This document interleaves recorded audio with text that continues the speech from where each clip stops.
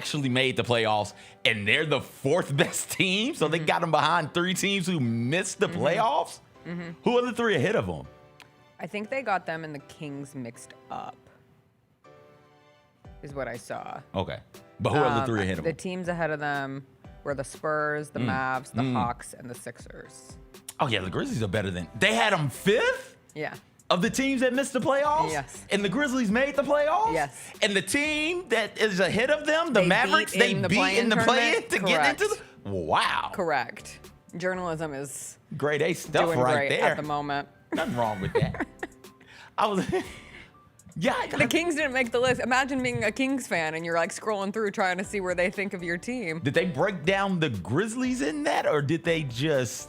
Was it just a boom, boom, boom, and then on to the next topic? I think they broke them down. Hold on. Somebody posted it I yesterday. hope they broke them down. I really want to know. Fast Break Breakfast posted it. Of course, shout out Keith Parrish. I appreciate him greatly. Doing good stuff over there. That's so funny. Oh my goodness. That's some good stuff. And also, like, I think the Grizzlies are better than all of those teams this year, too. Yes. Okay. I don't think that's a bold statement to say the Grizzlies should be better than the Philadelphia 76ers this year. No, that's not a bold statement. Not a bold I statement. think you can make an argument for a healthy Dallas Mavericks team if Kyrie comes back. If and when. Kyrie's not coming back till the end of the season. That's what I'm saying. Okay, so I know. And Victor Wembanyama's a Monk now, so That's really the the wild card. We are all stepping out there on faith that this is a year that Wemby as he is lends itself to winning a whole bunch of games. yes. We are all on that limb together. Hopefully it's strong enough to hold us. What was the I don't know song? if it is. Do you remember the band All for One? Why does it sound familiar? I swear. Oh, by yeah! the moon. Okay, but not that song. The song is called Someday, and it's from the Hunchback of Notre Dame movie, and it's so funny because I'm relearning to play the piano, and I've been playing that song, and then that's the song that came up today, but it's the All for One version because it plays in the credits at the end of that movie. And it's a great song. It's like Disney used to have R&B credit songs all the time, and they were excellent. Bangers. What's up, everybody? It is Thursday. It's Thursday, July 24th. It's going to be a good day. Jessica Benson with you from the Grind City Media Studios in Memphis, Tennessee. CJ Hurt behind the glass. Coming up on today's show, we are in the midst of summer. We'll get into what we watched last night, some WNBA action, a reunion for Brittney Griner. I watched some of the quarterback documentary on Netflix, and then CJ and I are going to be doing a Mars versus Hershey draft. Who will come out on top? Mars versus Hershey candies. It is a draft day. We'll get into that. DeAngelo Williams is going to join us one day late, and it's going to be an Amazing Race reunion because him and his former Amazing Race partner and lifelong friend Gary Barnidge is going to be here too. They went on an adventure yesterday that they want to tell us about. And then in our last segment, we have a very special guest for Theater Thursday. We have an actual theater actor, Jerome. He's currently playing the Tinman in The Wiz at the Orpheum in the national tour of The Wiz that's touring the country right now. He'll be with us in studio. It's a Thursday. You know what we say. I swear by the moon. That's a fine song. I'm also butchering the lyrics. You are, but you're not going to be able to just say M&Ms in this draft, right? You got to be specific.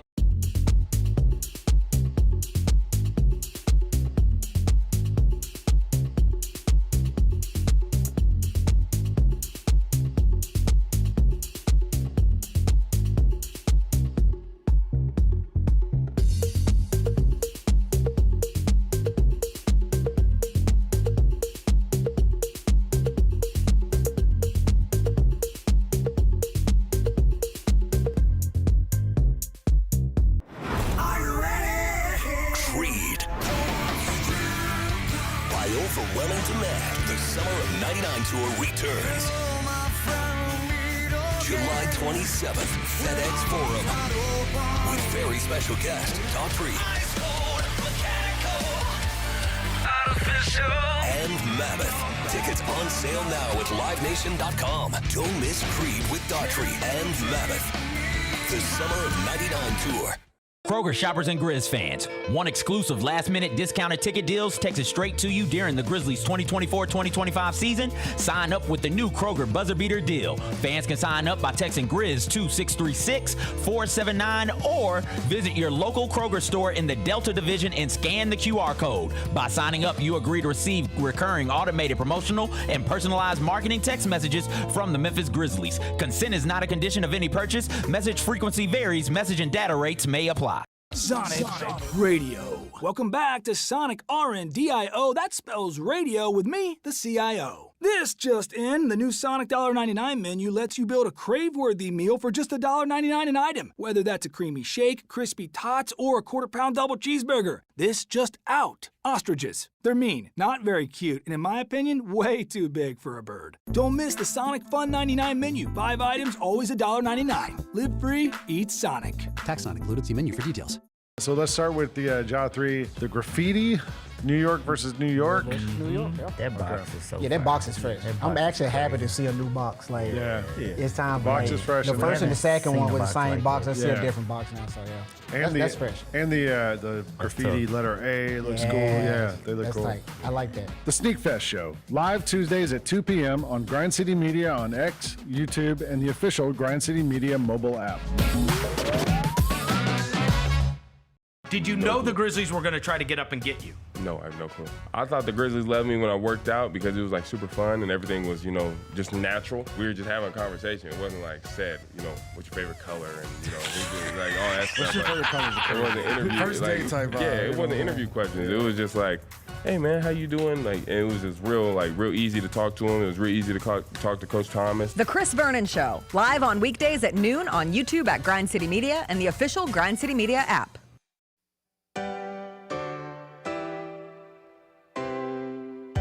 Feels great to feel the sunshine. Gotta own the day like it's all mine. Just got paid in his own time. Been working hard, I've been on the grind. I deserve this feeling, having my way. I've been on this healing. This is my day. The sun's out, let's have a little fun now. I wanna let it all out. That's what it's all about. Cause I deserve this feeling, having my way. I deserve this healing. This is my day. Grind City Media presents The Jessica Benson Show with CJ Hurt. Live from the Grind City Media Studios on YouTube at Grind City Media and the official Grind City Media app. What's up, everybody? Happy Thursday. I hope you are making it through your week. I hope you are battling this extreme heat advisory as best you can, because my God, is it hot. I went for a stroll and looked down. I was like, oh, why is water falling from my body like this? And it was just Jordan in the fourth quarter, just face, head, all just dripping onto the pavement. Hey, speaking of Jordan. Yes. Great segue, unintentional. Hey, who said it was unintentional, Jessica? This is where the schmedium box. The schmedium one. The schmedium this is box. where this time of the year, your boy makes his money. That was good The kid makes his money here. I was listening to the T-Boy podcast, which is the best one yet podcast that I'll listen to sometimes. Usually I'm listening to something sports related in the morning, but there wasn't a whole lot of sports content yesterday. It's a slow sports day when one of the biggest stories was that Taylor Rooks got married. Like, Taylor Rooks gets married, it drops. Oh, I'm sorry. Taylor Rooks could get married. We could find out third quarter of the Rose Bowl, and that's and it would all. Make news. That's all we would want to talk about. It would be the timeline. It'll be holy hell. Did you guys know Taylor Rooks was engaged? Picked a great day to drop it because there wasn't a whole lot going on, Looked and my beautiful. timeline was in shambles. Broken men everywhere. Shambles. Like you regular dudes, us regular dudes. I was gonna say the categorization is wide here. Had a shot at Taylor Rooks. I Get saw out of here. somebody What are say- you gonna do? Taylor Rooks is sitting at the bar. What are you going? What's your best line? What the hell can you do for Taylor Rooks? Why would she pay you any attention? Get out of here. Somebody said, it's a big deal because Kevin Durant brushed his hair for the occasion. That man didn't even brush his hair for the playoffs, and he brushed his hair for Taylor Rooks' wedding. He was there, Saquon was there, Jack Harlow was there, Draymond was there. I didn't see any pictures of Ja, and he was in New York, and I assume this wedding was in New York, but I don't know when it was. Like, pictures can drop. The pictures were gorgeous. I spent way too much time trying to figure out where in New York they got married. I was trying to figure out if they got married at the Plaza Hotel because the wait list for that is usually insane and it's so expensive. Anyway, congratulations to Taylor Rooks. That happened. The Mercury Dream game was last night. I didn't realize it was on CBS Sportsnet. I would have checked it out because it was the Brittney Griner return to Phoenix. And a lot of people assumed the Dream, second night of a back-to-back, the Mercury, one of the hot teams of the moment. But guess what? The Dream won. The Dream beat the Mercury last night, 90-79, and Brittney Griner had 17-8 in her return. It was a fun night to see. I did all of that work to make my money. I'm so sorry. And set you up for the quick transition to the thing, and then you just talked over my transition. My point of the transition. But like you don't I'm have transitioning from the transition to the transition. No, you're doing too much here. Once the transition hits, you just transition. You don't transition from the transition to the transition. No, this is like the art of the transition. You don't. It all comes back together because when you have a little show mini to fill Donald in the Trump over here, art of the deal, art of the transition. Sorry, I just watched the South Park episode. That's the voice that was used, so that's why I went that direction. I don't even watch South Park like that, but I ended up watching the premiere of South Park this morning, and embarrassingly, I've watched it twice because my husband woke up and I was like, you have to watch this episode. And he's like, should I start it now? And I said, yeah, you should start it now. And then I ended up watching it again. Anyway, I was listening to the Best One Yet podcast this morning, which I normally listen to in the afternoons, but because there was nothing really sports related, I didn't need to listen to Sports Center. I didn't need to listen to any other podcast.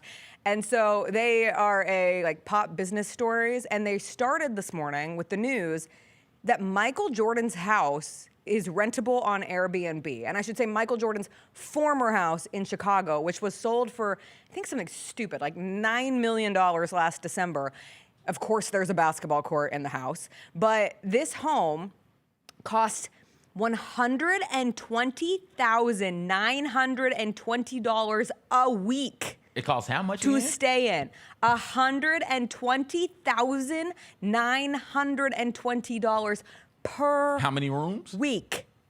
There are 7 bedrooms. There are 17 and a half bathrooms. Why on earth does any home need 17 and a half bathrooms? I looked at these pictures, though, and frankly, it looks more like an office space or a place where I would get stuck on a corporate retreat, but it's limited to 12 guests.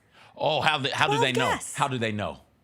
I'm assuming they have a pretty tight security camera system. I'm assuming they I'll be forgetting about the Airbnb knows cameras. everything. I'll be forgetting about the Airbnb's cameras. the worst. They spy on you. They'll have the little thing. They'll track you. And no pets, which is to be assumed. And no parties, which is to be assumed. So what are you doing in a 17 and a half bathroom mansion for $120,900 a week? You also have to put down a $25,000 security deposit. So that's about $2,000 and some change a person. It's a lot of money. Yeah, no. They have a movie theater. It doesn't look that great. No. I went through all the photos trying to find, I was like, oh, I can show the pictures of this cool, super expensive former Michael Jordan home. They don't even have the coolest picture listed on the Airbnb. The coolest picture is the fact that there's a 23 gate outside. That's like how you know that it's Jordan's former house, because the gate has a 23. They don't even feature that. I downloaded the Airbnb app for nothing to look at the pictures of these pictures. Yeah, no, I'm not. The limit is what's throwing me off, because that's seven rooms. Seven rooms. 7 bedrooms. I bet we could sleep like 30 people in that house. Okay, I would say at least 14. The beds are huge. But then you factor in the couches, and there was a pool table, I think, so somebody can sleep on that if they want. Pull out a couple of air mattresses to stick in those bedrooms as well. Like, I'm pretty sure we can get 4. You said it's how many baths? 17 and a half. Oh, we could definitely get 40 in there. Somebody can sleep in the bathroom. Somebody sleep in the tub. There's we're so many good. couches. There's so many chairs. We are. I think they're limiting themselves. This house was on the market for, I think, 12 years. Like, it took them 12 years to sell this house. And maybe it's because they didn't have the vision of making an Airbnb like John, who bought this thing. But now he doesn't have the vision of allowing more people to be in it, because I don't know why. I mean, you obviously do it so that you can say, I stayed in Michael Jordan's former house. I played basketball on Michael Jordan's court in his house. I forgot about the basketball court. The pool isn't even that cool. You can sleep people on the basketball court. I mean, yeah, sleeping bags. You could treat it like a sleeping bag, a sleepaway camp. We could get 100 people for $100,000, and that's what, $1,000 a person, and people would pay that to sleep there just to say, hey, I slept in Michael Jordan's house. How many kitchens? Just the one kitchen. Okay. A lot of living spaces. Order take in or take out, whatever it's called. Sure. Order food. Yeah, you're good. If you have that much money, you're probably ordering food to begin with, or you're hiring a chef to come in, or you've spent every single dollar, which is not an investment I would advise anyone to make. Nah, you but live maybe once. that's your thing. What? We hadn't had a fancy Airbnb, like a kitschy Airbnb in a minute. Remember when they had the Blockbuster one? Yep. Like the last Blockbuster, they had Yep. the Barbie house. I feel like I don't hear people seeking out unique Airbnb experiences. Because Airbnb. Because they make you pay for cleaning. And clean it yourself. And clean it yourself. Like, come on, man. One or the other. I'm watching a show, started it yesterday, called Zillow Gone Wild. I don't know if you follow that account on social. Yes. They got a TV show with Kenneth Parcell from 30 Rock. 30 Rock. The Kenneth the Page from 30 Rock. That's not the man's name, but he's forever Kenneth the Page to me. I'm sorry. I should learn his name. But he's hosting it, and they just take a look at all of these crazy-ass house designs and houses that are on the market. And then they decide which one is the best. They do 3 or 4 in an episode, and then the winner of that episode advances to the tournament. And then we have a weird house off. You don't even understand your transition game is peak, because one of the other stories on this podcast this morning, they mentioned Kenneth from 30 Rock in connection to Gary from Veep, and Gary is one of the best assistants ever played on television. And the story was, we're not going to need Garys, we're not going to need Kenneths anymore because AI is taking over the assistant space. Amazon has created, basically it's like a Fitbit,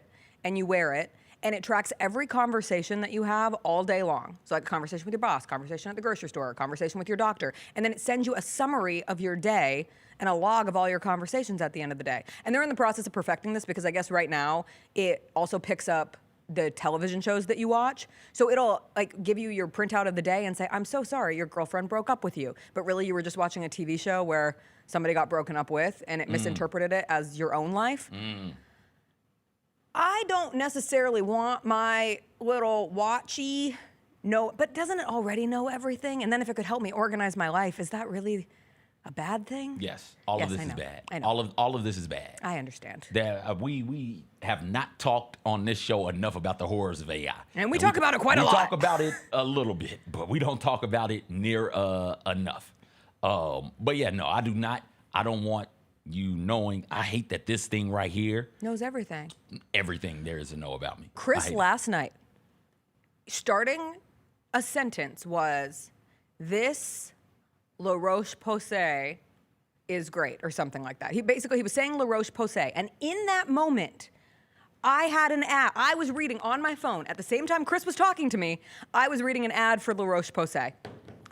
It was one of the freakier moments of those that we've had. A friend of mine yesterday sent me a screenshot of a woman who looked oddly like her, and I'll tell you who the friend is so you get a feel for who she is, because she is a uniquely looking person. Okay.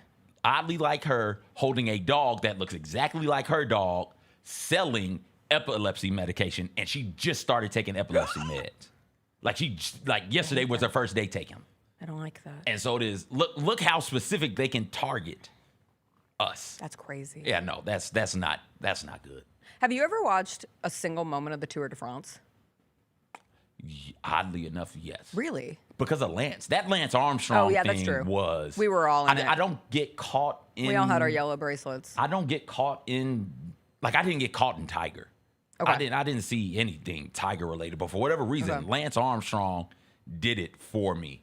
And it was like, oh, holy hell, this dude is going for 4 straight, 5 straight, 6, 7 straight, and he's got 1 Testicles. Let's get it. Let's go. So I wonder how he was doing all of that. I have. I found out. Hey, whoa, wait a second. You will not talk bad about my hero, Lance Armstrong. He was doing it the exact same way everybody else out there was doing it. So if everybody is cheating and he's cheating also and he's beating the cheaters, because everybody has the baseline. The playing field is even. If everybody's cheating, the playing field is even. What are we doing here? I agree. So respect my hero, Lance Armstrong. Lance, live strong forever, baby. The Tour de France is the 3rd most watched sports program in the world, second only to the Olympics and the World Cup. It far exceeds the Super Bowl. Isn't that crazy? I would think some cricket would be in there also. Yeah, I would apparently think, everybody except for our country bikes. I would think like Champions League would be in there also. So 3rd most watched. 3rd most watched. Wow. And do you know how it started? How? It started to sell newspapers. Somebody in France created this biking competition because he was trying to sell newspapers, and the only way you could keep track of the results was if you bought his paper, and he would have the daily check-ins on the Tour de France, and then it obviously exploded into what it is today. Like, to the point where different villages in France will pay a certain amount of money to be like X stop so that they get tourism and ad revenue and just exposure on a national broadcast. It was crazy stuff. Would you like to go see the Tour de France? I guess. I bet it's an experience. Right. Because if the villages are trying to get you to come through to hang out. Do you sit in little, I don't even know, do you sit in like lawn chairs? Is it a lawn chair experience? Is it a stand experience? When I How long can you stay in one think of spot? the experience of the Tour de France, I'm thinking of everything that's happening before and after the bikes come through. Because that's what they want. You're thinking of the party. Yeah. Before, pshum, yeah. And then after, you go back and do it. It would probably be a very entertaining experience. And I think you got to stand. It's like similar to marathon watching. Like if you go to Boston for the Boston Marathon or New York. But you see a steady stream because there's fast people and slow people and people in between. I guess I would. Okay. I mean, fine. I bet it's affordable. I mean, if you're in France anyways, you take vacations all the time. So you don't buy tickets to the Tour de France. Do you not?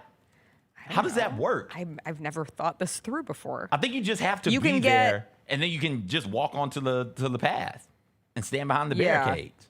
Or you could get VIP access. Ooh, you could watch the race from a helicopter. Oh, I'm not paying for that. I'm not paying for that. Or you could ride behind the bikes in a unique caravan to witness. Oh, so somebody else is, I thought like I'm biking, watching from behind. No, okay, but I'm in a car from behind. Okay. That's fascinating. This is where we're at. And so, did you watch anything interesting last night? I told you, Zillow Gone Wild. Oh, just Zillow Gone Wild? That's what I watched. I watched a couple more episodes of the quarterback documentary on Netflix. Okay. I don't know how to speak about Kirk Cousins. I feel bad watching Kirk Cousins. We have finally gotten to the episode before everything changes for Kirk Cousins. How would you categorize the Atlanta Falcons season last year? Like, first off the brain, what did you think about Kirk Cousins and the Falcons? And I hate using this word because I think it gets used so much and nobody really knows what it means. But mid. Okay. Like remarkably average. Nothing good, nothing atrocious, just fine, smooth sailing. They were pretty good until it all fell apart after week 10. And nobody ever reported that he suffered a shoulder elbow injury week 10. Like he was only on, I went back and looked because I was like, when did Kirk Cousins hurt his shoulder? I have no recollection of this. And he was only on the injury report for one day, week 11. And then he continued to play and they lost, starting in the game that he got injured, they lost 4 in a row. And they went from 6-3 to 6-7. And then he got benched. And then the storyline became, Kirk Cousins lost his job to Michael Penix. But he was playing pretty well. It was this injury. Was he playing well or were they winning? No, he was playing well. I mean, at least, listen, I'm watching a sanitized, PR-ified documentary featuring 3 quarterbacks in Jared Goff, Kirk Cousins, and Joe Burrows. And it's fascinating because you're watching the season advance for Burrows and Goff, and they're spending an awful lot of time on Kirk Cousins' brother and friends who come every year and support him and dress up in funny costumes. And I'm like, oh, they have to do this because starting after he gets benched, they're not going to have enough content to make it through the end of the documentary. But then he gets into that game and he gets hurt, and you recognize that. See, when I think of Kirk Cousins last year, I was like, oh, he was never himself. He didn't have any mobility. He could barely move out there on the field. But then I'm watching these highlights, and he's better than I remembered.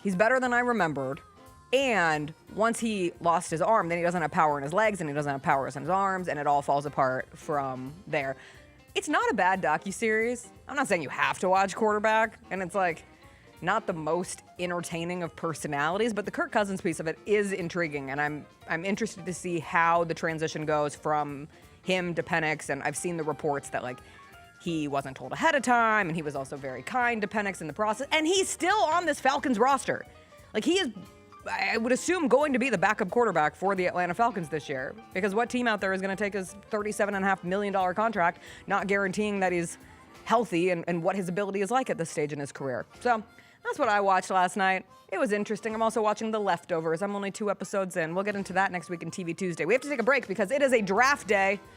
It is Thursday, and we are drafting candy. Specifically, CJ and I are actually doing a company versus company draft. He will be Team Hershey. I will be Team Mars. We will see who can come up with the best candy after a quick break.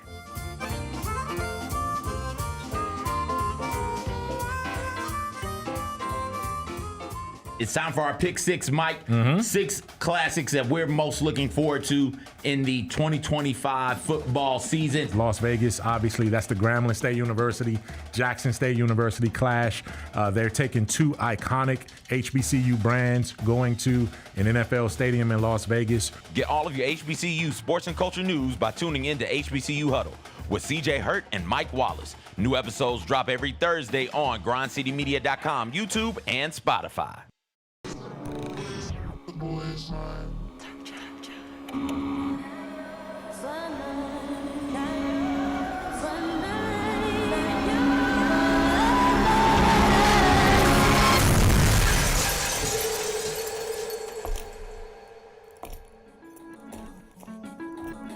You ready? I've been ready. What are we waiting for?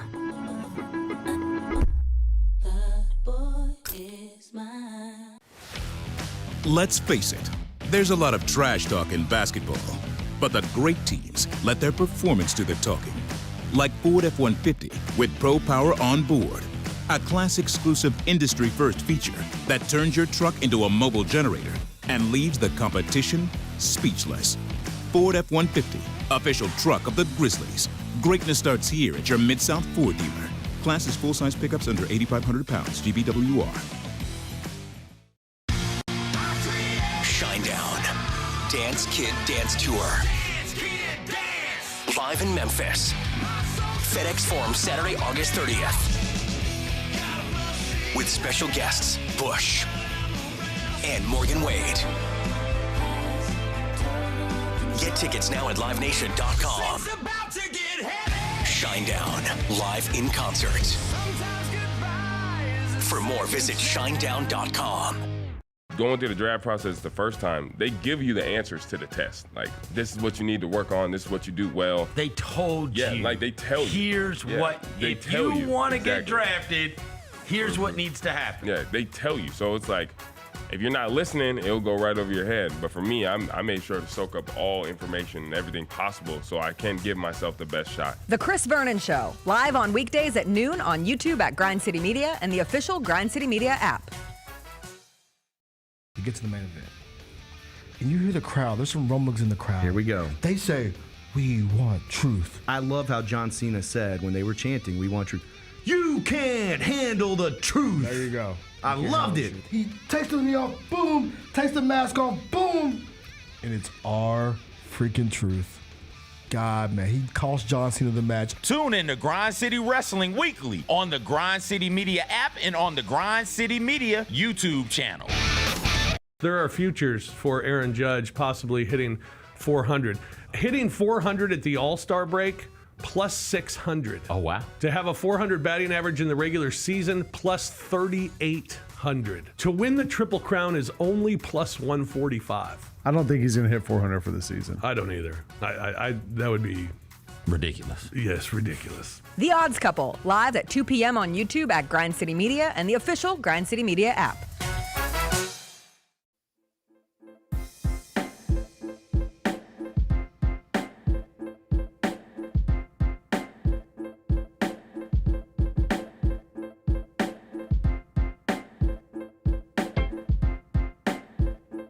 Every Thursday, we do a draft. Every Thursday, we also talk to Teresa Walker. She's going to join us tomorrow because Titans training camp is going on right now. She is busy all day, sweating it out in the hot sun, getting her eyes on the Titans, having all the interviews. She will join us on tomorrow's show and give us the lowdown on how the first couple of days of training camp have gone over in Nashville. So we are doing our draft right now. We're talking to DeAngelo Williams in the next segment. And for this draft, this is the first time that we have drafted competing categories, and we are truly making teams that will be competing against each other in how we evaluate this draft. And we are doing Hershey's candies versus Mars candies. I am Team Mars, CJ is Team Hershey's. And we don't have to do a duck race because we won't be stealing, we won't be sniping.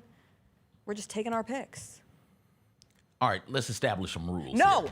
I knew I could see it in your eyes that you had a difficult conversation coming. Like you can't say. I can't say. I can't. As the one who's selecting for Hershey. I can't say give me Hershey's bar because there's Yes, 50. you can. No, you can't. I'm There's saying 50 you can. You can't. There's 50 different candies. Like uniquely different candies.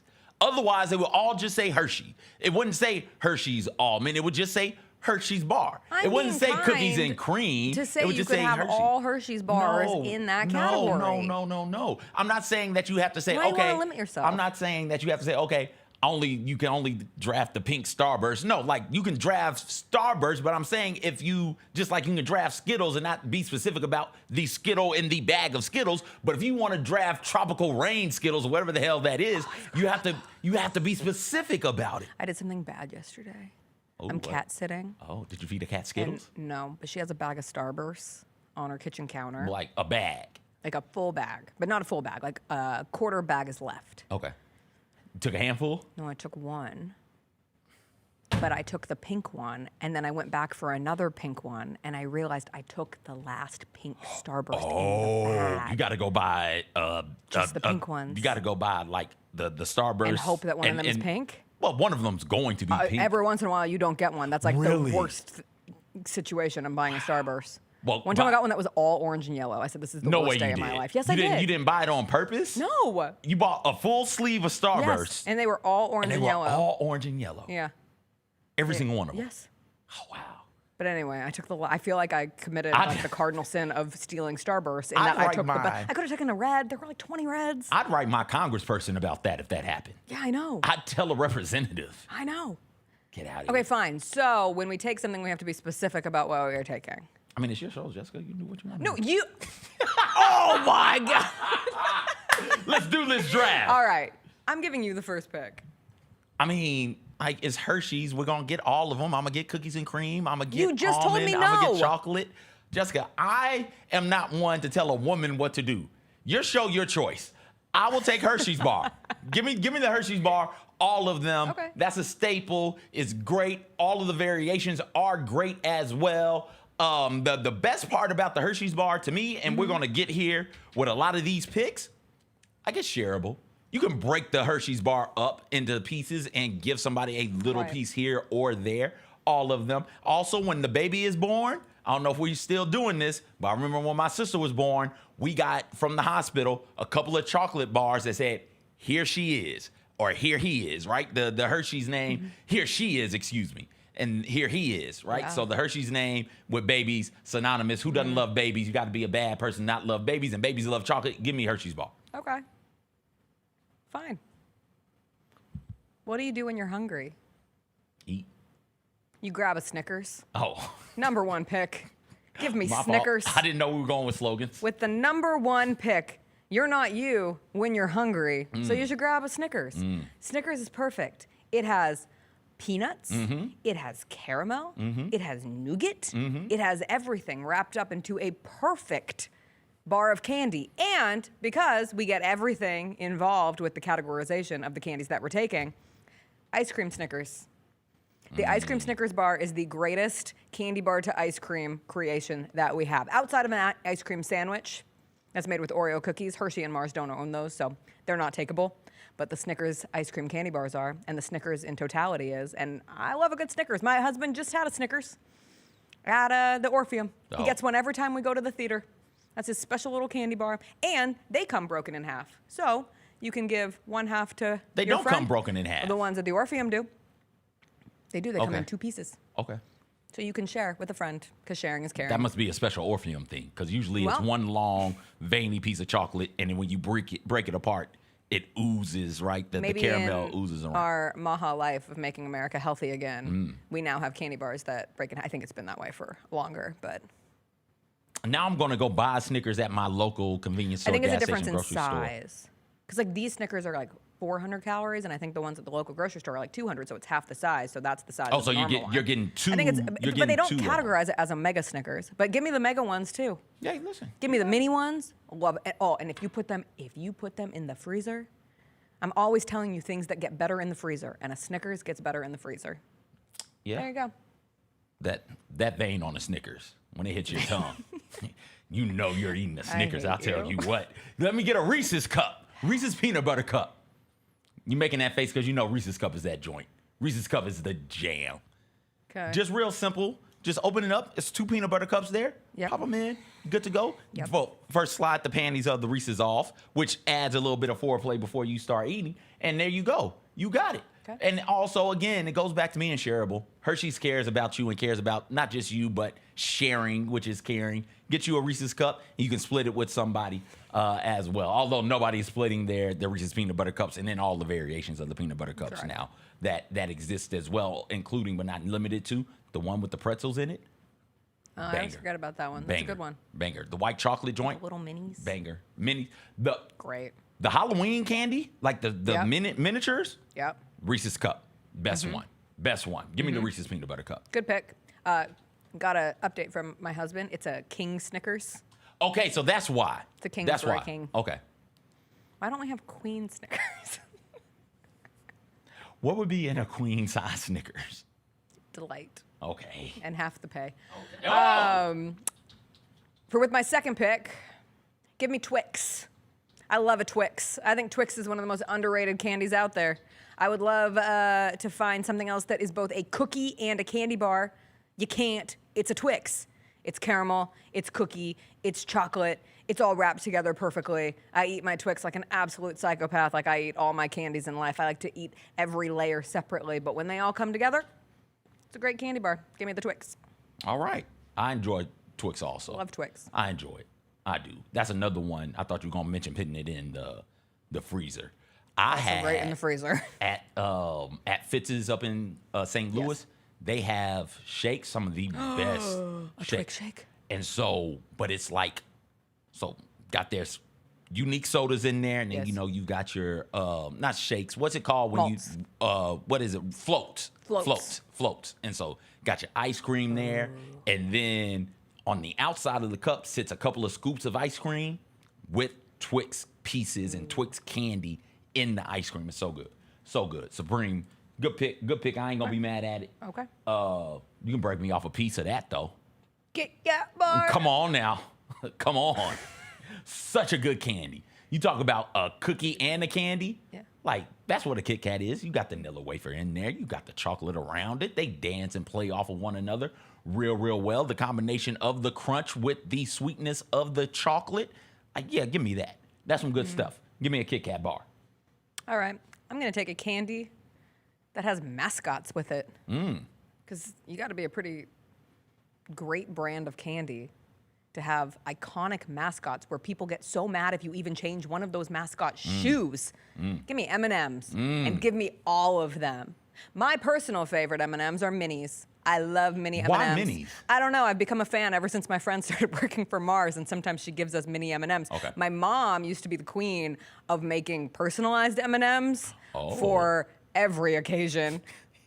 She would give us USC themed Tic Tacs and USC themed M&Ms. Me and my friends would get little baggies, but the fact that you can personalize an M&M, incredible. You can even put faces on M&Ms these days. I think that's more expensive, but you can just put text. You can do an anniversary. You can do a birthday. You can do a special event. I like the minis because you can just take a big handful of them, and it doesn't feel like you're having too many, and then you just eat all of them. And they come in that little like cute dispenser. Like it's like a little tube full of the mini M&Ms, but I would also be a fan of the peanut M&Ms. I'm never turning those down. And the peanut butter M&Ms are phenomenal. A perhaps superior cousin to Reese's Pieces. Uh-oh. That's on your team. Uh-oh. I mean, that's in your category. Am I mistaken? Is Kit Kat not Hershey? I thought Kit Kat was Hershey. Is it not? Is Hershey not Nestle? They're saying Kit Kat is Nestle. I don't think Hershey is Nestle. I thought Kit Kat was Hershey. They are separate, distinct companies. Well, okay. Is Kit Kat Hershey or not? Because my research said Kit Kat was Hershey. Okay. Here we go. Nestle owns the global rights, but Hershey's produces and distributes Kit Kats in the United States. Count it. You get it. Count it. Don't remember this, or do please remember this act of kindness. Jessica, whatever. As the kindest person on this show. I don't think that's true. I'm giving you this one. I don't think that's true. Okay. You get it. there's a lot of chocolate going on up here, and everybody might not like chocolate. There's a lot of peanut butter and caramel up here, and everybody might not like peanut butter and caramel. I will go away from that, if you will allow it. I allow. To me, the best hard candy out there is the Jolly Rancher. Give me Jolly Ranchers, and that means I get the gummy Jolly Ranchers as well. There's something fun about sucking on your own spit as long as it's flavored like green apple. That green apple Jolly Rancher is wonderful. The watermelon Jolly Rancher, grape Jolly Rancher, those are fantastic. Have you guys had like the spicy joint, the cinnamon joint? No, I don't love like it. cinnamon candies. I love it. Give it to me. I love fire in my mouth. Give me Jolly Rancher. Good pick. Another place where I cat sit always has a bag of Jolly Ranchers, but she encourages that we take them, and I really appreciate that because I love a raspberry Jolly Rancher is so tasty. Yes, it is. So I have a debate going on in my head between two candies for this spot because since you went non-chocolate, I'm going to go non-chocolate in this round. And I don't want to take both of them. I only want to take one. Okay. And we mentioned one of them. It's the Great Starburst versus Skittles debate. Wait, are those? They're both Mars. I thought those were something different. They're both Mars. Okay, now I got to do research. I will take Skittles. I will take Skittles with my fourth pick because you get Skittles, you get sour Skittles, you get tropical Skittles. I like the hard shell on the Skittles. It is Skittles Taste the Rainbow. It has a great tagline with it. I like Skittles. I love Starbursts as well, especially a pink Starburst. But the pink Starburst will not allow me to outweigh the totality of the entire rainbow of Skittles. I will love all of the Skittles equally. I like the pink Starburst significantly more than the total pack of Starburst. So give me Skittles. So it's a subsidiary. Starburst is. Starburst is made by the Wrigley Company, a subsidiary. But Mars owns Mars. Wrigley because Yes. they own the gum too. Yeah. Yes. So that's fine. Thank you. Skittles, to your point, Starburst tastes different. Right? The pink Starburst tastes different from the red, tastes different from the orange, tastes different from the yellow. I'm pretty sure all of the Skittles taste the same. They just But look they different. convince you that they taste They just the look rainbow. different. Like all the Skittles in the But the sour package. Skittles are great sour candy. But the green sour Skittle tastes the same as the red sour Skittle, Yes. if I'm not mistaken. It's similar to Gushers. Yeah. Or any of those jelly candies. I think Gushers all the same flavor? I think so. Okay. I don't know. We might have to do Maybe not. do an experimentation. Write it off. Order Write some it off. Gushers and write it off. Summer. Summer deal. All right. My last pick, and there's a lot of good ones here. It's something about blowing bubbles, though. And I think bubble yum is a real good chewing gum or bubble gum candy. The flavor doesn't last long, but you don't need it to last long. You just need to blow bubbles and have fun doing that. It's a fun candy, and I'm about having fun. Give me bubble yum. It loses its flavor so fast. But you don't need it for long. Okay. You just need it for like 10, 15 minutes, and then you're done with it. I don't consider gum You're candy. an awful pick. Fine. No. You took it. Fine. I have been forced to lie with regretted picks many a times in these drafts. Bubble yum is a good candy. Y'all are outside of your minds if you don't think you at home, if you don't think bubble yum is a good candy, you're outside of your damn mind. Jacob, shut the hell I cannot up. believe that you think, gum is not candy. Gum is candy. Gum is a distraction. What? Candy is a oasis. So can I not take bubble gum? I mean, you can if it's candy to you. What's the rules here? I mean, I get it's owned by Hershey. Is so it- this is was it a Mars candy? versus Hershey Well, draft. fine. Bubble yum it is. Bubble yum it is. All right, I'll take actual candy. Give me the Gum Milky is Way. candy. Give me the Milky Way, named after the actual Milky Way in our great galaxy. And with that, you also get Milky Way Midnight, which is the dark chocolate Milky Way, which I actually think is the superior Milky Way, but not everyone's into dark chocolate that way.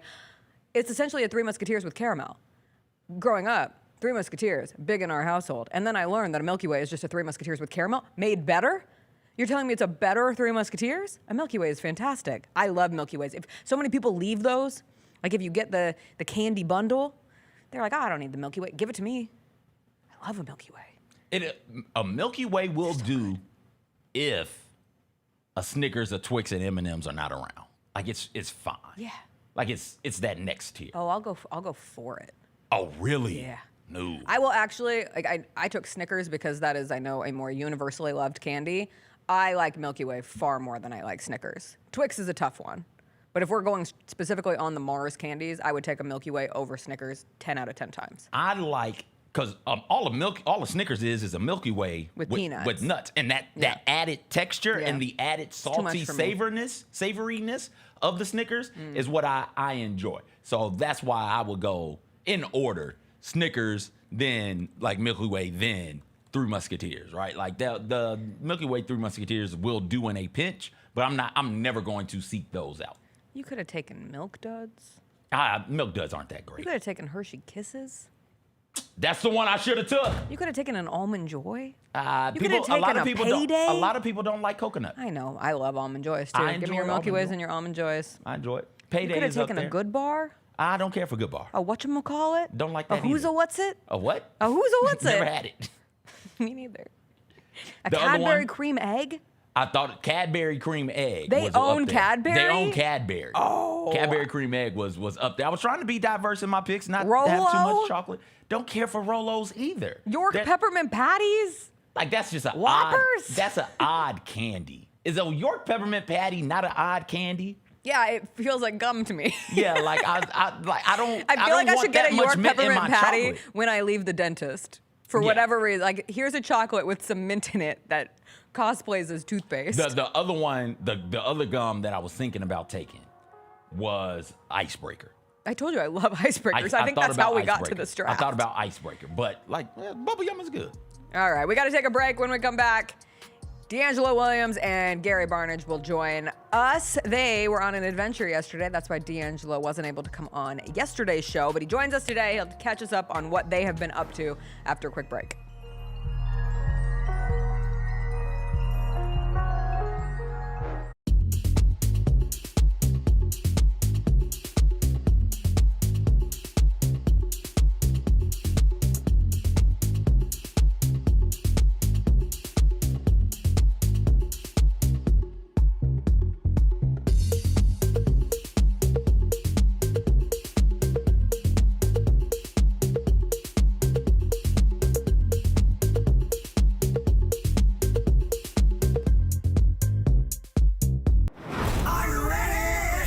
Creed.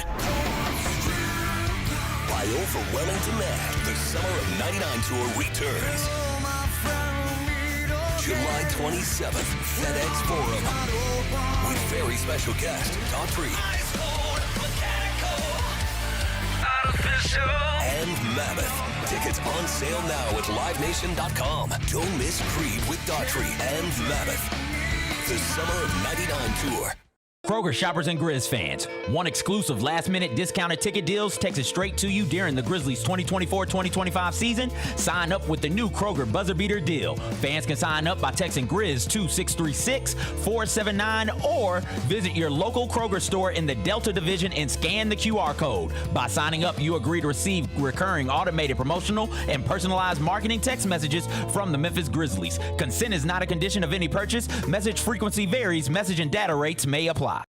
Catch us if you can at Southland Casino Hotel and win your share of up to $1.8 million in free play and prizes. Join us for drawings every Saturday in May, June, and July.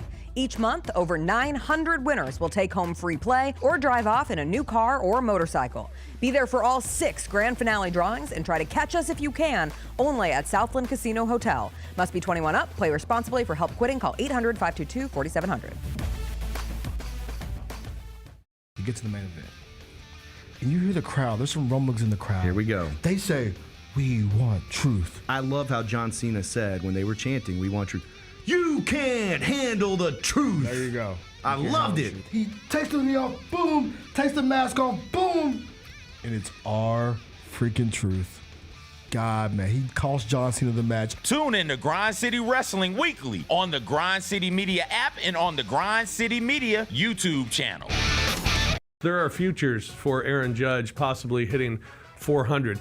Hitting 400 at the All-Star break, plus 600. Oh, wow. To have a 400 batting average in the regular season, plus 3,800. To win the Triple Crown is only plus 145. I don't think he's going to hit 400 for the season. I don't either. I that would be ridiculous. Yes, ridiculous. The Odds Couple, live at 2 p.m. on YouTube at Grind City Media and the official Grind City Media app.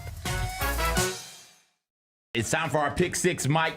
6 classics that we're most looking forward to in the 2025 football season. Las Vegas, obviously, that's the Grambling State University, Jackson State University clash. They're taking 2 iconic HBCU brands, going to an NFL stadium in Las Vegas. Get all of your HBCU sports and culture news by tuning in to HBCU Huddle with CJ Hurt and Mike Wallace. New episodes drop every Thursday on grindcitymedia.com, YouTube, and Spotify.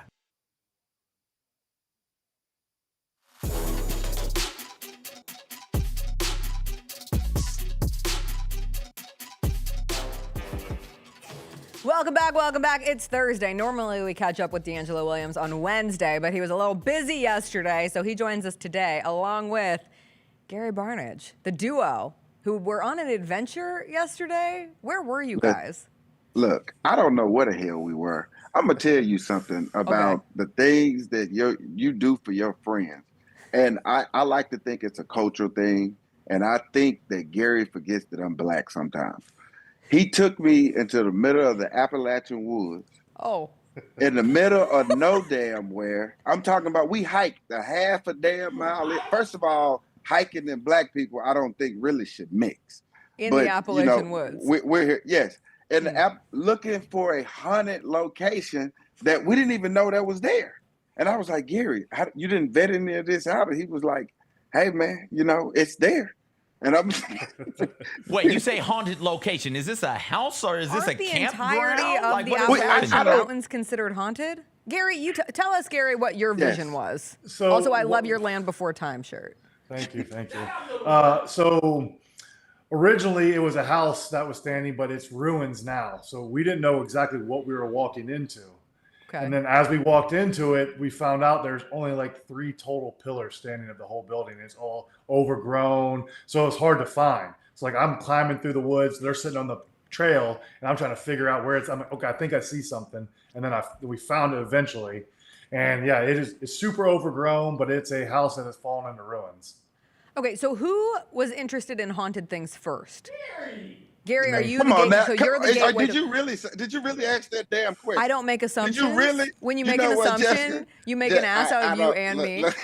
Look, the fact that you even asked that. Look at us. Look at us.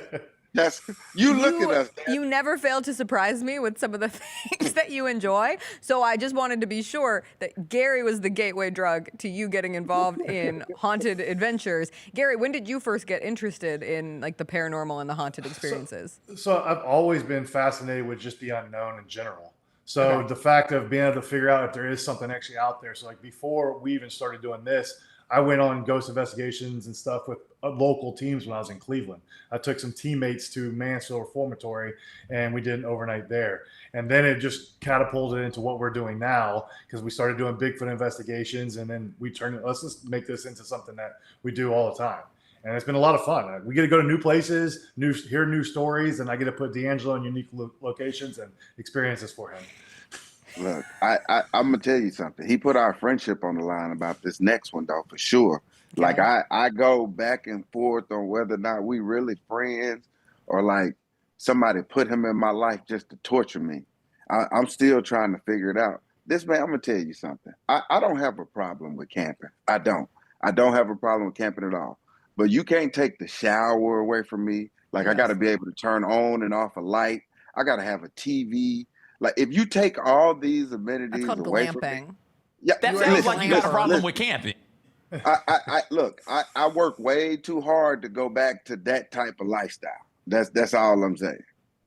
So do you guys only do haunted places? Do y'all do haunted things as well? Like, will y'all grab the Annabelle doll and sit overnight with it in bed, holding it closely to see what would happen? I told D when the whole thing happened, I said, D, I'll sleep with that doll next to me. He said, I won't let you. That's a good friend.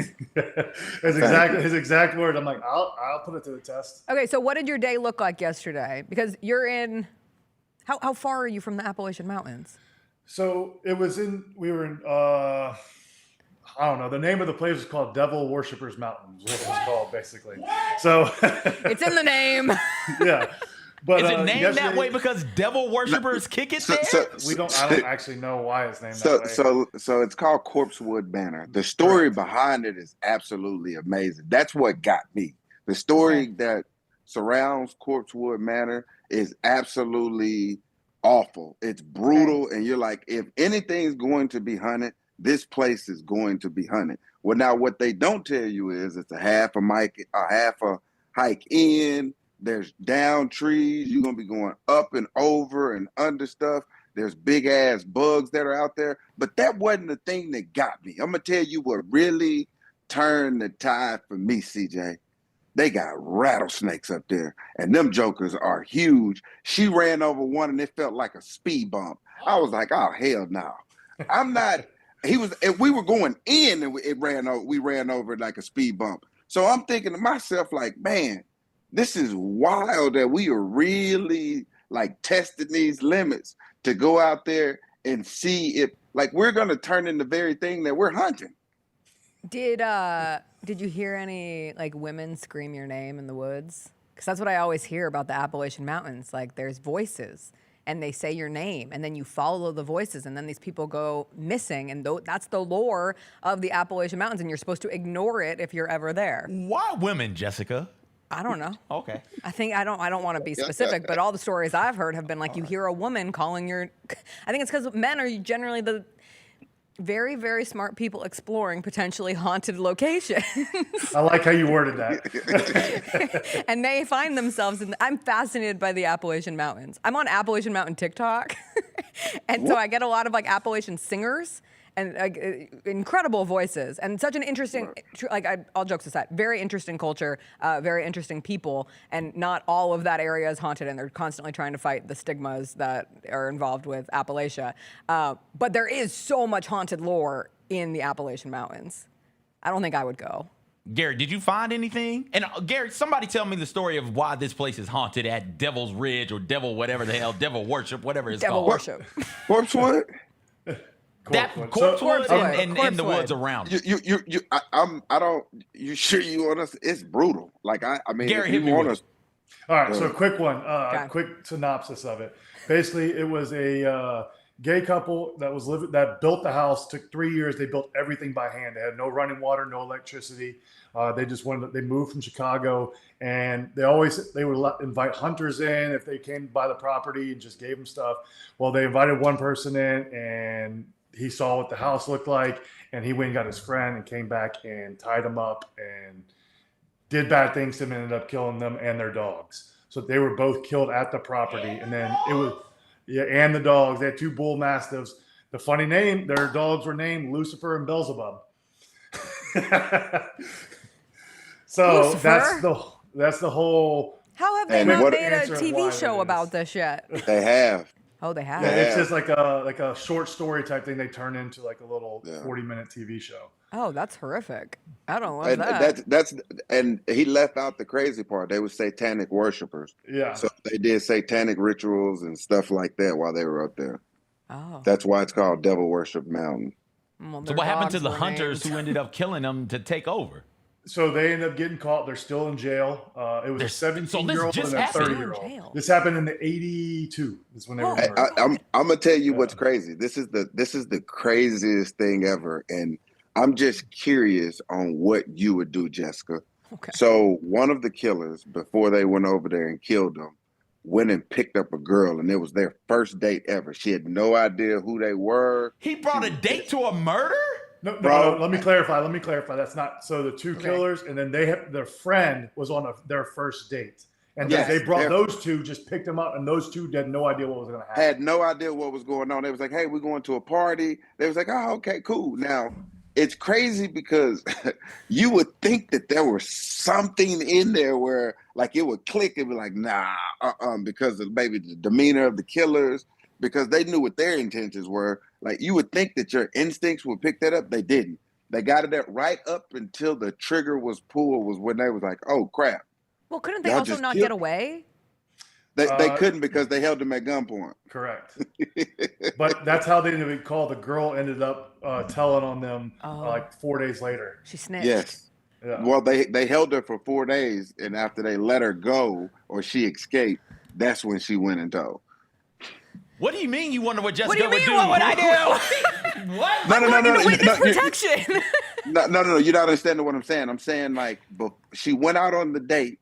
They got there, and as they're at this part, this house has no lights, no running water. You're in here like you had a lot of opportunities to leave this place because if you don't have lights and running water, I'm not coming to a party there. I'm trying to be better about speaking up in situations that make me uncomfortable, and this would be like the ultimate test. No, please, good sir, don't shoot these two people Or, you have no, tied please, up. Man, I'm on my first date with. I don't feel particularly comfortable going into this lightless, powerless house in the middle of the Appalachian Mountains.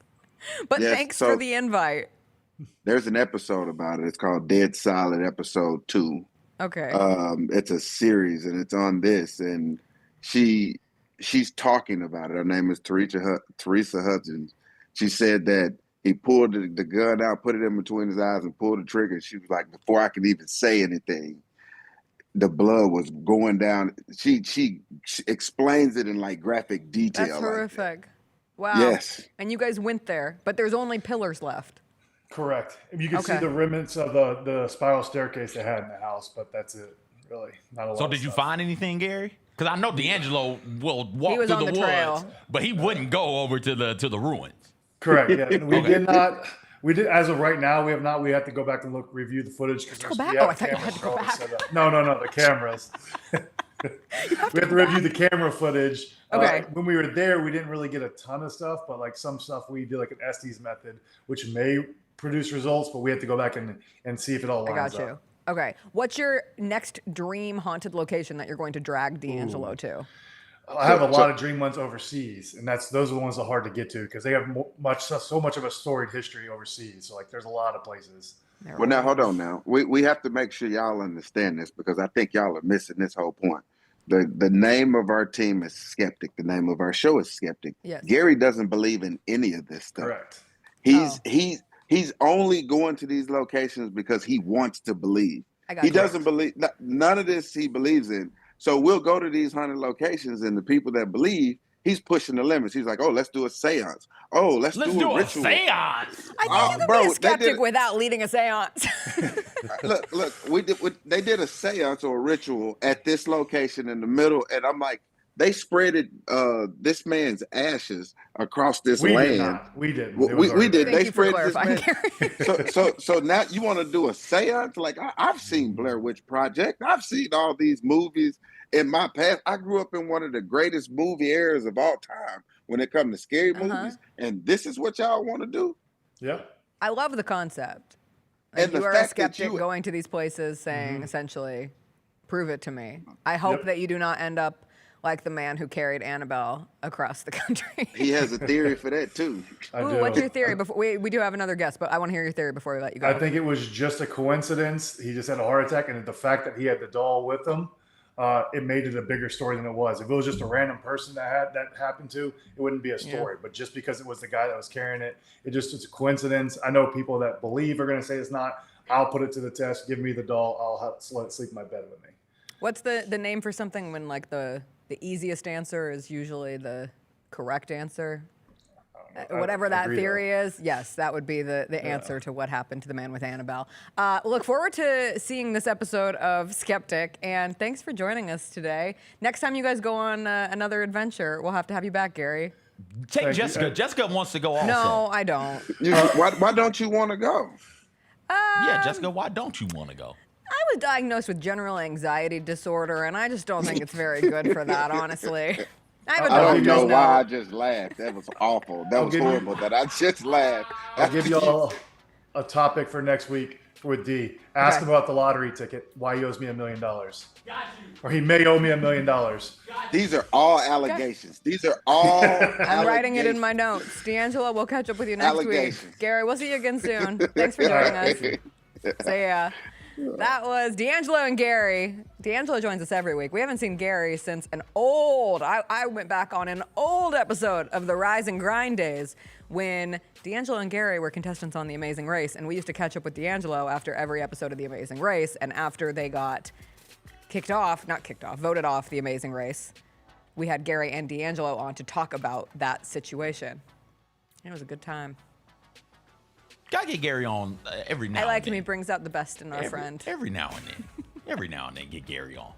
All right, we got to take a break because we have another guest-packed Thursday on today's show. Jerome is currently playing the Tinman in The Wiz, which is touring across the country and is in Memphis this week. I heard from a lot of people who went and saw The Wiz yesterday after we talked about The Wiz, CJ, and they loved it. So it's been very popular in Memphis so far. Jerome plays the Tinman. He's going to join us in studio to talk about his journey and what it's been like being a part of The Wiz after a quick break.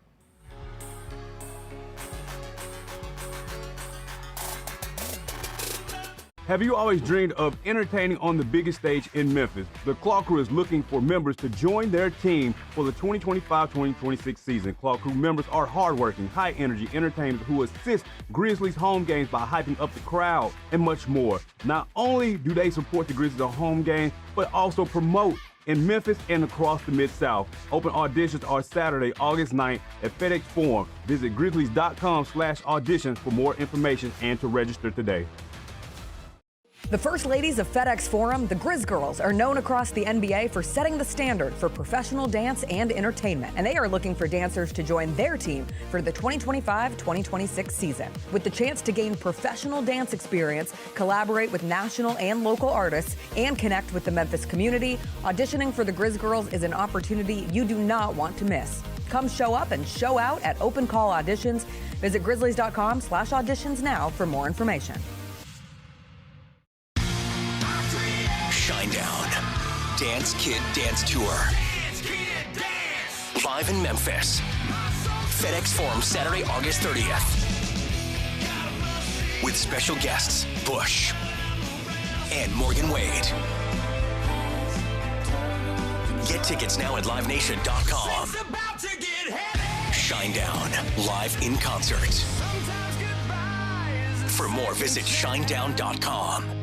So let's start with the Jaw 3, the graffiti, New York versus New York. New York. That box is so Yeah, that box is fresh. I'm actually happy to see a new box. Like, it's time. Box is fresh. The first and the second one with the same box. I see a Yeah. different box now. So And that's fresh. And the graffiti letter A looks cool. Yeah, they look That's cool. tight. I like that. The Sneak Fest Show, live Tuesdays at 2 p.m. on Grind City Media on X, YouTube, and the official Grind City Media mobile app.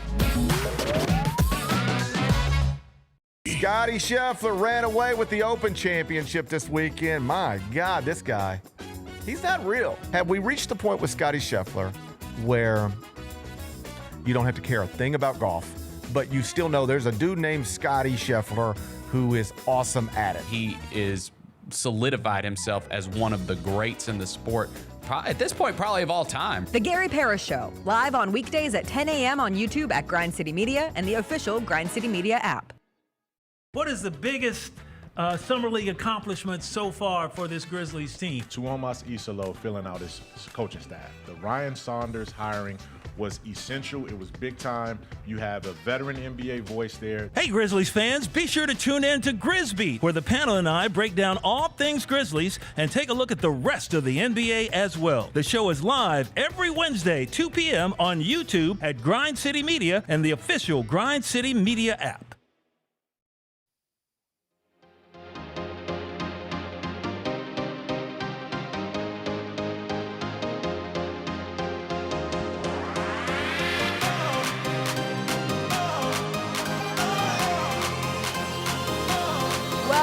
Welcome back. We are going to have a special guest join us in just a minute. CJ, I think they just walked into the back of the studio. Okay, well, have them come in then. If you want to just come on in, we are a very casual show. If D wants to just Jacob, come just sit in this throw up chair right the here. B-roll from the Wiz. You guys can come in. Yeah, come you're on good. in. Oh, no, you're good. Hey, how are you doing? We'll have you come sit right here. Yeah. He's got his coffee. He's ready to go. While we wait for him to sit down, it's a terrible day to be a Jets fan. Evergreen tweet, evergreen statement. They think Justin Fields might have torn his Achilles, CJ. Oh, and camp. It's an epidemic. In camp. Can I be the leader of the torn Achilles epidemic facing this great nation? Do you want to be the face of that? Yeah. Okay. I guess it would be like Lou Gehrig being the face of Lou Gehrig's disease. I think it's a little different. Is it? How different? How I mean, so? you come back from an Achilles injury. Like, his fight was a little more terminal, admirable through an incredibly devastating, one of the worst diseases that you can ever come across. I don't compare diseases and injuries, man. They're all bad to me. Yeah, I kind of separate injury, disease, but you're right. Yeah. You know, however you want to categorize it. But Adam Schefter is reporting that they fear that Justin Fields tore his Achilles. He was carted to the locker room after suffering an apparent lower leg injury at training camp. So now, not only did Jets fans have to watch Aaron Rodgers tear his Achilles 13 seconds into his Jets career, they now have Justin Fields out in training camp. And again, it's not confirmed, but if there's anything I know, if they think it's an Achilles injury, have you seen the video? It's probably an Achilles injury. You're who I trust on these things. Oh, that's the nicest thing you've ever said to me. If you've seen the video and you're like, yeah, that's an Achilles, it's like, okay, Jessica said it's an Achilles. It must be an Achilles. That is so sweet. Thank you. But you hadn't seen the video. I haven't seen a video. Okay. I've only seen the words. I'll wait until you show me the video. Okay. And then we'll send the video. Send the video, and then we'll make our judgments based off. I'll make mine based off of what you tell me I'm supposed to make of it. That sucks. Justin Fields had a pretty solid year. You were talking about Kirk Cousins. Yes. I feel like Justin Fields did enough to warrant an opportunity to be looked at by somebody as a legitimate starter in the NFL last year with his time with the Steelers. He ended up getting benched. He ended up for Russell Wilson, and from there, the rest is sort of history as we say it. But I thought in the games that he started for the Steelers early in the season, I thought that he did well enough to, like I said, warrant a chance to start. He was going to get that with the Jets. I know they were excited to have him. And for it to come apart or fall apart potentially like this with a season-ending injury like this, man, that's tough. If it is an Achilles, that would really, really suck for him and for the Jets. Yeah. It's just I feel like we're talking about a new Achilles injury every month. Like, we just got through. Damian Lillard just was talking about his Achilles while he was being introduced in Portland. Tyrese Halliburton, we see go out in the middle of the NBA Finals, and we watch that happen. Obviously, it's been a lot of Achilles injuries stacked up onto one another. I guess we're not. I guess I feel like we're at the point with the Achilles injury where we are all trying to figure out why is this happening so frequently, and is it really happening frequently? Is it happening more than in years past? The numbers say yes. Okay, so the statistics and the data say, at least on the NBA side. I don't know about the NFL side of it. Yeah, so gotta figure out what is being done from a training standpoint and why, like, that particular ligament, tendon, whatever it is. I don't know the difference in ligaments and tendons. I flunked out of pharmacy school twice, for crying out loud. But why that is popping and tearing the way that it is. Kevin Garnett, I was listening to, let me take that back. I wasn't listening to it. It came across my Twitter feed, clips from the podcast. Kevin Garnett and Paul Pierce's podcast, a clip of that came across, and listening to Kevin Garnett talk about it in that 1.5, 2-minute clip where KG was saying, hey, dudes aren't doing enough calf raises. And that might be playing a part in this, where you're doing the calf raising, you're strengthening your calf, sure, but they're strengthening the lower part of your calf and your Achilles also. So maybe that's it, but I don't know if that is just an old man. And Kevin Garnett isn't old, but you get what I'm saying. An athlete who's older, retired, talking about what they used to do back in the day, or if that's actually a thing to be concerned about. That's also from when I went through my journey.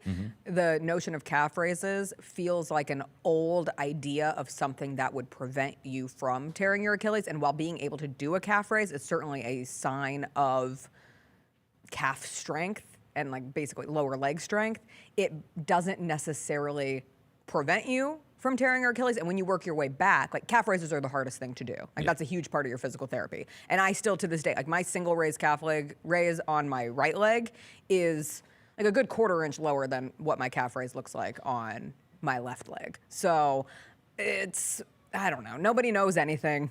There are people who know things. We don't know what the actual term is and where this is happening at a greater rate than it has perhaps in years past. Our guest is in studio. I'm gonna let him take a breath. He's got his coffee. He's been in, I think he was outside, and we know it's hot outside. But we are so excited for this guest to be in studio because CJ and I saw The Wiz at the Orpheum on Tuesday. We talked about it on yesterday's show, and the entire cast is phenomenal. And so I reached out to our friend Kristen over at the Orpheum. I was like, can we get anyone from the cast on the show on Thursday? And she said, I got you. We're gonna get you Jerome, who plays the Tinman, and he joins us now. How are you doing, D? I'm well. How are you? Doing absolutely great. Happy you to are. be here, We're so happy that you're here. Have you been in Memphis before, or is this your first time? First time in Memphis. How's it been so far? It's been great. The crowds have really been accepting the show in a fantastic way. So, I'm excited to see many more faces come out and see how they respond to it. That has to be such a fun thing for an actor, and you've been in the musical theater space for a long time, and sometimes there is I don't know, a quietness that happens in theater because it's very serious at times. But a show like The Wiz, or I feel like we're getting more and more shows that kind of promote audience joy and participation. What have you seen as you've toured the country in the stops that you've had along with Memphis that makes this kind of unique to what you've had before? Well, I think the legacy of The Wiz itself is something that speaks volumes. I think when you think of something that's lasted 50 years, stood the test of time, and the music, the words, Charlie Smalls, the words that he wrote, are still so important today in terms of community love, that story of belonging as well as finding community. You know, Dorothy finds the community to realize that she has everything that she needs on the inside of her. So celebrating 50 years of this legacy and sharing in it right now is amazing, and I'm so happy that audiences get to come into the knowledge of what The Wiz is. It's not anything that was set to, contradict the original story of The Wizard of Oz, but just through a different cultural lens. And so I always like that idea and that approach. What was your first relationship with The Wiz? When did you first see it? Was it in a movie? Was it a show? I first saw The Wiz on television at my grandmother's house. The movie, that was my introduction to The Wiz. Of course, the iconic Michael Jackson and the Scarecrow character, and Diana Ross, Nipsey Russell playing the Tin Man at that time. So it was amazing to watch it then, and it was sort of like a scary film when you're younger. But my first experience with The Wiz musical was in New York City in 2015. I was able to work with George Faison, the Tony Award-winning choreographer for the show, Andre DeShields and Felicia Rashad, performing in Central Park in New York City. And so I was the gatekeeper then. And so it was nice to do that for the 40th and now to be the Tin Man for the 50th. Wait, you were the gatekeeper at the shows in the park? Yeah, did you see me? No, but so I always wanted to go my mom used to love going to Shakespeare in the Park and then all the shows that would play.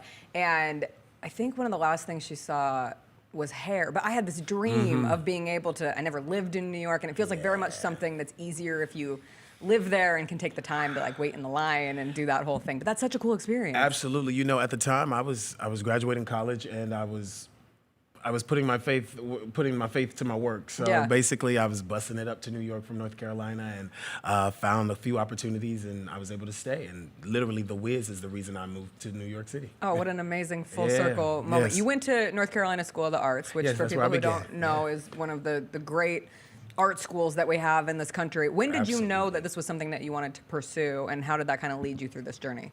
That would be the time. So roughly middle school age, right around 12 years old. I had done a little bit of theater in middle school, and I had an impeccable theater arts instructor at the time who taught us everything he knew from the professional realm. And I said, wow, I enjoy bringing joy to people through music, through entertainment, something that me and my family have always enjoyed. So when I realized I could make something lucrative out of it, have a career, I said, okay, I'm just gonna do the work. I'm not gonna really concern myself with what comes of it, but I'm gonna just put my best foot out there and see what happens. So here we are. It's a challenging industry, but a really rewarding industry. And now you're on this tour. This is your second tour. Absolutely. You also toured with Hamilton. Yes. And you've been on Broadway. Yes. So coming out of school, you get out of North Carolina School of the Arts, you go to New York, you're working as a gatekeeper. How does that lead you to your opportunity getting to work professionally on stage? Well, the thing is, I always say preparation kind of meets the opportunity. And so after being in New York City auditioning, and you get a host of no's before you get one yes or something, you just you kind of have to keep the craft and the practice itself kind of at the forefront. That kind of keeps you going. Sometimes this industry can be kind of maybe discouraging, if you will, sometimes. And so even in this story in the line, finding his courage through his friends that he meets along the way, I think it takes a certain level of courage and a level of commitment to actually realize those dreams. And so once I graduated as well, and I was working in New York City, basically I just got some opportunities and I wasn't afraid to go after them. You know, sometimes we keep ourselves from the opportunities that are for us. And so you just gotta remember that, hey, I'm supposed to be where I am and embrace that and do the work. And as long as you're doing the work, somebody's gonna hopefully be impacted by the work you're doing. What was your first play? Was it like very first play? Like kindergarten? The very first play I ever did was one you were on stage. Was Annie, and I was Bert Healy, a radio show host in Annie the musical. Yes, I played Drake, the butler, as well as Bert Healy, the radio show host. How old were you? I was 11 years old. You were 11 on stage. And I pretended to tap dance too. You pretended to tap dance. It was good. I wish I had the footage. It's and now so good. Can you tap now? I am actually a pretty decent tapper. Okay, because I was gonna say, like, the Tinman has a lot of like dance components to the role, so I figured dance is important to you. Absolutely. Hey, you know, I was supposed to do Aladdin, and so instead of getting to do Aladdin, I was blessed to do Hamilton, so that's why I never did it. But you have to be a moderately good tapper to join Aladdin, so I'm happy for whoever saw it for me. You know, thank you so much. We're pretending it's a lot of this motion. From the fake, just do a couple of flaps with a nice little jazz hand every now and again. Nice little shuffle off to Buffalo. You know, you keep it going. That's so good. Did you do Hamilton before MJ the musical? Yes. Okay. So I did the ending of the Angelica tour, which is the first national tour for Hamilton, and I did that for about the 10 months to close it. So I did that as a Man One. Man One is an ensemble gentleman who does a lot of the dance features and lifts a lot of the bodies. So that's 8 times a week. That was fun for me. What was it like being a part of like the cultural phenomenon that is Hamilton? You know, it took me a while to figure out, you know, if it was actually my story to tell. You know, a lot of people are so blown away and they're like, hey, this is something that has made history. And absolutely, that is the truth. I wonder, with being a member who cares about the causes and cares about forward movement and progress of the African American culture in this country, and so it was something that I had to sit with for a few days because I had the Aladdin offer and then I had the Hamilton offer, and I had worked really hard for Aladdin for years to be able to join that show, and love Casey Nicholaw as well. Can't wait to work with him, but in that moment I was like, this matters. And so why would I do this show? Why would I do this? And one of the main things that stood out to me was progress. I think being able to play in a show like this, there were times where those opportunities weren't provided. And then if I can bring my vehicle for creativity to the forefront and actually be able to step into something that is so culturally relevant, I think that was the main thing that helped me push to do it. I didn't get to cover any of the Sons of Liberty. Hopefully I can be a Son of Liberty at some point. But being a part of that show was completely incredible. Yeah. The chat wants me to ask, and I don't see them here. They're curious. Antoine wants to know if you got your tap shoes here. I will say I don't see them here, but you have on some J's. I got on some J's. Are you a sneakerhead? I am. Well, I don't know them all by name, but I like how they look. How they look, and I had to be intentional about purchasing J's because I really like them. But as you can see, I'm a prep guy. So I love to dress a little prep. But the prep with the J's. Everything, the prep with the J's isn't working. Everything matches. Everything is working. Yeah. Like even the way you have the shirt slightly buttoned down so you can see the J's on it. Like that's some good stuff right there. Where does the style come from, man? You know, the style, honestly, I think over years I've always kind of been my own or in my own lane. So I love to dress prep, or I love to feel good mainly. So most of the time I'll put on something that's really clean and really simple. And so I look at people like Dwayne Wade, or I look at people like, I love a good Anthony Mackie. I love a good, LeBron has some style. We got to get him introduced to appreciate Jerry. it. So, I enjoy a little lookbook, and my sister's amazing. And so she always kind of like helps me out. She's like, yeah, you could do that. You could go with that.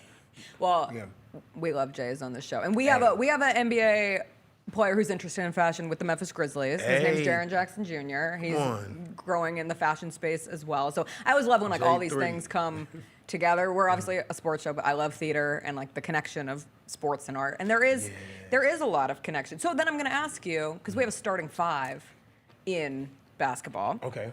What would your starting five be of your favorite shows of all time?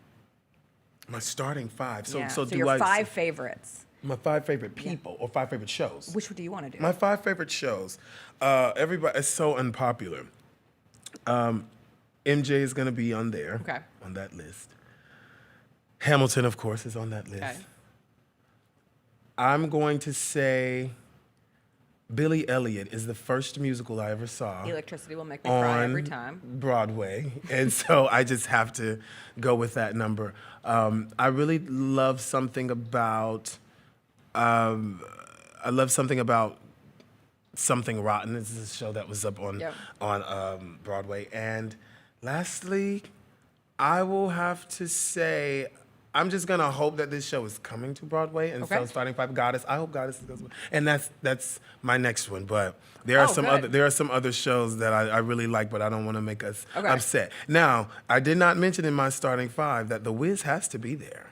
Okay. Because if you listen to the music, it literally lays out a guideline for life. Yeah.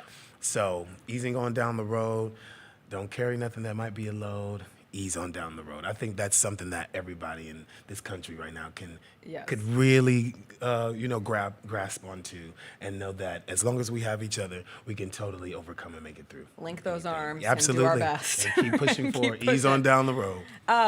For you mentioned MJ, the musical, and that was your Broadway, debut. And I was reading an interview that you did in terms of always being prepared and like having your dance shoes and being ready for something.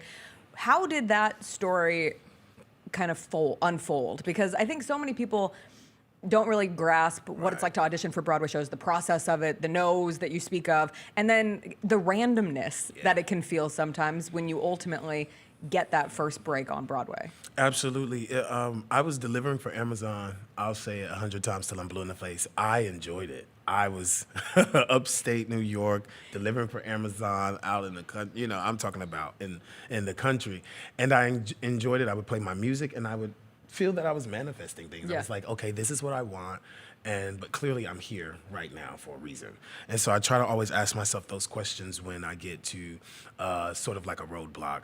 I'd come off of the Hamilton tour and I really didn't have any work, and I was just wondering, okay, what am I gonna do? What am I gonna do for income? Sometimes, I think some folks who don't understand this industry think that we actually have downtime.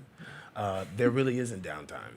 The downtime is the time that you're using to work for something else. So I got an audition for a swing, which is an understudy. A swing can cover up to 7 or 8 tracks, and they'll have to know all of those shows, 2 hours worth of material for all those different characters. And so I got a call in to come audition for a swing, and I auditioned. And then they asked me to send a tape in, and then they offered me the position. And I knew, I know they're probably like, hey, does he know what he's signing up for? 6 tracks is not something that's easy, and a lot of folks probably can't fathom what that means to know 6 different full shows of someone's character. When I say theater is sport, like that is an athletic feat, truly. Yeah, especially for the mind. So that's kind of how it unfolded. I totally had to move back to New York City within 5 days to start my job on Broadway, and it was an incredible experience, but it's something that's really hard. You have to think about, like, hey, do I enjoy this? Because there are things that you have to endure, and those are the hard times where you're working and you're trying to save money, but you're also trying to keep your actual goals on the horizon. Mm-hmm. So yeah, that's wild. Awesome. Great show, The Wiz. If you don't got tickets, if you hadn't gone to see it yet, go see it at the Orpheum. It's incredible. Y'all left out some pretty important dancers. You guys might not have been aware. of some of these dancers that we these have right here. dancers? What do you I'm mean one of them, dancers? and my buffet bros, the other one. After the show, we hit them with this right here. We were easing on. Look at that right there. because they didn't even know. What we got to do to get on stage, man. Hey, you know, I think Shelly might be able to help you out with that. Our director Shelly might be able to help you out. Look at that. That's some. That's my husband. I'm competing with that. and CJ. I and can't compete they're with coming that. for your job. So yeah. unfortunately. Hey, Elijah and Kyle, y'all better get ready. But I do think it's so representative. So many people were literally dancing out of the theater, and it's so much joy. And I would imagine leaving the also theater, singing and dancing outside. I woke up Tuesday morning and knew we had tickets for that night, and my husband wanted to punch me because I would not shut up singing "Ease on Down the Road" over and over. He's like, do you have to sing it 100 times? And I'm like, well, just you wait, because they sing it like 6 times in the show. So I hope you're ready for it. But it is something that I think joy is the word that I think of with The Wiz, which is so funny because even when you mentioned seeing it as a kid and it scaring you, it scared me as a kid. The Wizard of Oz scared me as a kid. And yet the lessons within that show, I mean, it's like quintessential art to be shared for young people because what you're able to grasp onto it. And you as the Tin Man, needing a heart, needing the reminder of the understanding of like family and community, just playing that role for you, where do you find yourself connecting the most? Well, you know, the Tin Man is kind of like the party starter. I think he's the guy that everybody loves, has a huge heart, even though he feels that the Wicked Witch has taken his heart. I think he is your everyday guy. He really loves community and having environments that feel, you know, safe for everyone else. I think more than himself, he is a protector. He's a protector of the vibes. That's kind of what I call him. He's a protector of the vibes. He wants to make sure that everyone knows that they have space. I think he is also searching for the permission of his community to be himself. And to know that it's okay to care. It's okay to have feelings. It's okay to experience and truly know the fullness of what it means to have friends. You know, sometimes life can kind of beat you down and make you feel like, oh goodness, there's no one around. But we actually are human beings, and we should have human connection. And that's something that helps us move forward in life. Yeah. I would imagine if you could live alone for real by yourself, could you guys do your job alone almost? No, don't you all work together with your job? Regrettably, I need him. So you know, that's kind of how I look at it when I'm coming to work with my artists, my fellow artists, and it's really important. My heart in the show is really something I'm into right now. Ooh.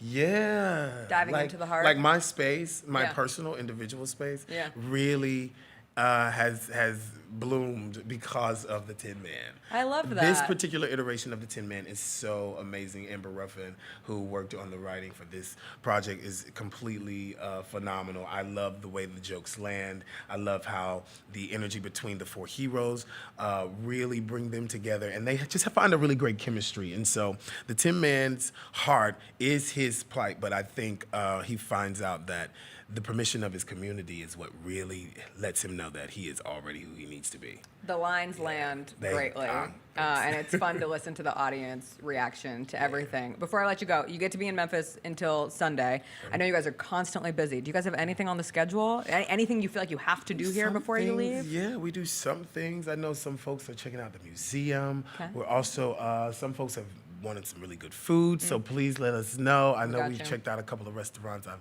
definitely been a few places. Hopefully they don't get worried about me and say, hey, that Tin Man's coming in here eating a lot of food. Is he gonna fit in the costume?